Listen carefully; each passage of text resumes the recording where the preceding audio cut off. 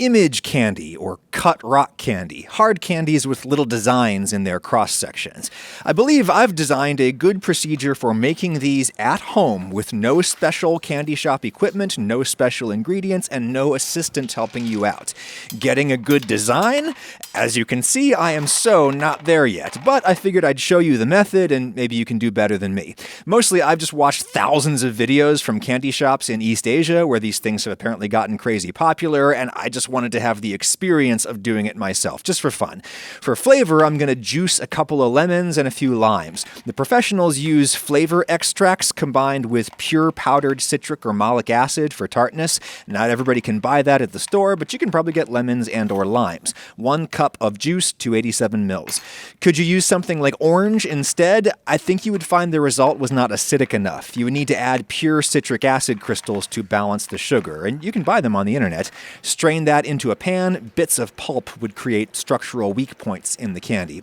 Into a wide pan, because the idea here is to evaporate excess water out of the juice as quickly as possible at the lowest temperature possible.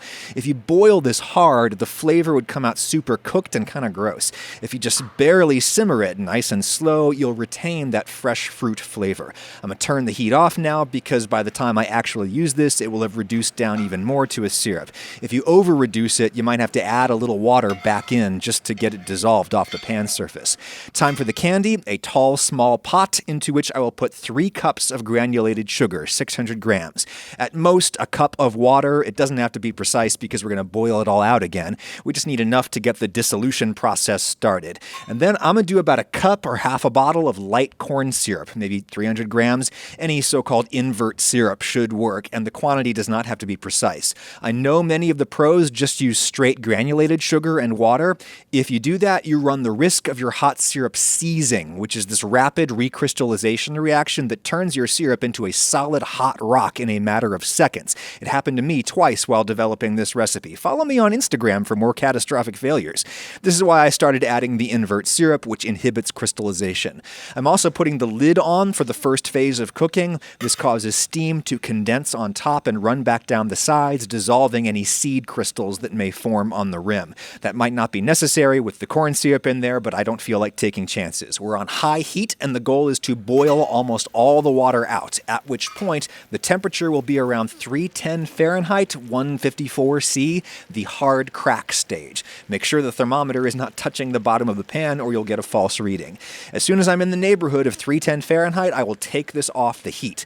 The pros would then pour this out onto a special cooling table. You can get a similar effect at home by pouring it onto a lightly greased baking sheet with a tall lip on it, but I've found that it's much easier and cleaner at home to simply cool this down in the pot. It'll take a while, but we're not doing this in a commercial context where we need to maximize productivity. We're doing this for fun, and it's also good to move slowly when you are working with hot syrup at home. This would burn you horrifically if it got on your skin right now. As it cools, you'll have to start scraping it off the sides of the pot. It'll solidify along the sides. Just bring that stuff into the center where it will melt again. When it's cooled to the point where I can just barely stir it anymore, I will stir in my citrus reduction. If you were to stir this in while the syrup was still ultra hot, you would destroy those fresh fruit flavors that we worked so hard to preserve. So you stir it in at the last minute. You can already see we're starting to work some air into that syrup, which is what we're going to do next. We've got to get this candy as puffy and fluffy as my mattress from the sponsor of this video, Helix Sleep. Let's thank them. Helix is a premium mattress in a box. You don't need a truck to move it. They ship it right to your door, free within the US. Break the seal and it blows up like a balloon. I've had this one since last spring, though I just got a Helix bed frame to go with it. Like all Helix products, it's great value for your money. It's shipped to my door and it was a snap to set up. That mattress is the Helix Dusk. How did I know which one to get? I took their quiz online. I told them how Lauren and I like to sleep, side or stomach, firm or soft. We do not agree on these things, so Helix recommended the perfect compromise, which which is a real foam and spring mattress. Don't be thrown by the fact that it came in a box. It's not some glorified air mattress. It's real. And I sleep way better on this thing than on the old-fashioned mattress that we used to have from a furniture store. They give you a 100-night trial. If it's not the right match for you, they'll come and take it back. Use my link in the description to save up to $200 on your Helix Sleep mattress, plus you get 2 free pillows. That's helixsleep.com/Ragusia. Thank you, Helix. Okay, when the syrup has cooled to the point where you're not going to be able to scrape it all out of the pot, that's the temperature we're looking for. I'm just scraping whatever I can get out onto my stone countertop. As soon as it's down, I'll push it around to make sure it doesn't stick to my counter, which it definitely will do if it's too hot. You could pour it onto a ceramic plate to be safe, especially if your countertop is not heat safe. Use a plate you don't care about if it cracks, but it's certainly easier to work the candy right on the counter if you can.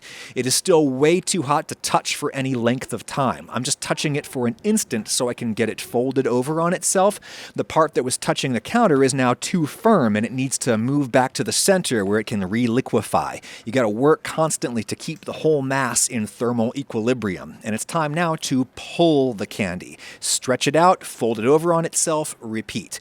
You'll note that I'm pulling it quickly and then throwing it down on the counter, picking it up quickly before it sticks to the counter, stretching it out and throwing it back down again before it burns me. I can only touch it for a second at a time. Those are just normal food-grade latex gloves from the grocery store that I'm wearing. They give hardly any protection from heat.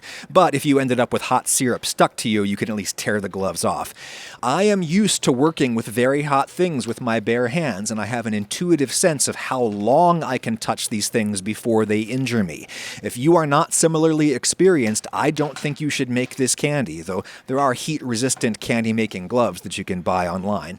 The goal of pulling the syrup is to work microscopic air bubbles into the structure of the candy as it cools and solidifies. If you don't work in the air, hard candy is inedibly hard. You just have to suck on it to dissolve it. If you stretch it until it is puffy, you get a structure that you can crunch through very easily once cooled. As you can see, it's looking kind of satiny and white. That means we've got plenty of air in there.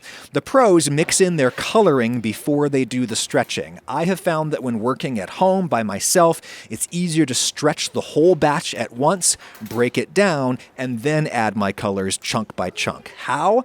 By keeping the candy soft in the microwave. The pros have assistants who roll the candy around on giant heat tables that maintain the perfect temperature for keeping the candy workable.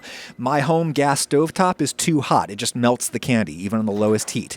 You can keep it workable by microwaving it, literally 2 or 3 seconds at a time, flipping it, giving it another 2 or 3 seconds.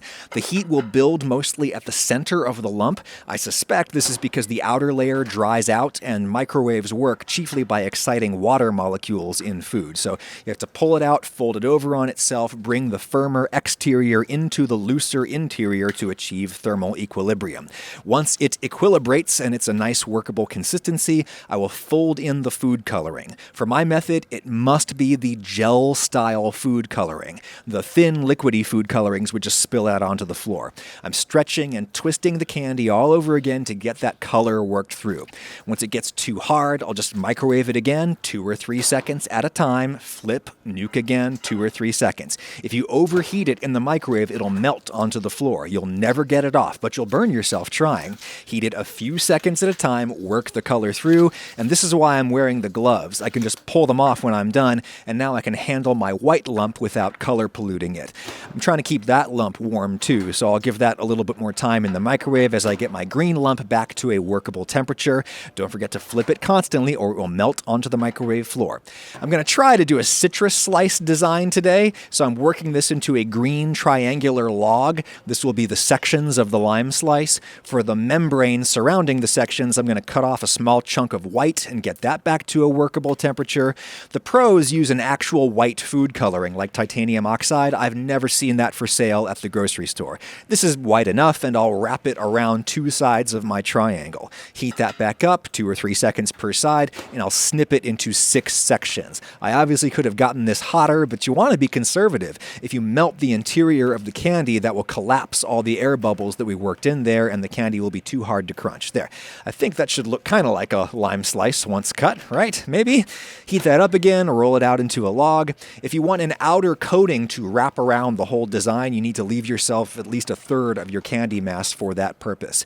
This I'm going to heat up again, fold to equilibrate the temperature, and then work in some yellow food coloring to go with my lemon lime flavoring. Stretch, pull, twist, etc. And now I can work this into a sheet big enough to wrap around my lime log. Heat that up again a few seconds at a time to the point where I can stretch this out. Again, the pros do this on their giant heat tables and they have assistants to help them roll it out. I'm just doing it myself, one small section at a time, using a combination of stretching and rolling. I am still having major problems with warping the image at this stage, so please do not take my advice as expert. Maybe you really do need a second pair of hands for this. But anyway, you're going to have some waste at the tips of your logs. Even the pros have that problem. Just get whatever you can, roll it as thin as possible. The thinner the logs are, the cleaner they cut. And I think the sink is the perfect place to cut them at home. Just put some kind of bin down there to catch the candy. And up here you have a precipice over which you can suspend your little candy canes and guillotine them. I obviously have not mastered the touch of this yet either, though again, I think the main problem is that I did not roll these quite thin enough. And my design is a complete disaster inside. It's pure mush. I have done much better on earlier batches. All kinds of shards are going to fly everywhere as you're cutting, but because I'm doing this in the sink, it doesn't matter. Similarly, when it's time to clean this pot, just fill up the sink with water and leave it overnight. The sugar will dissolve all by itself. You just rinse it off in the morning.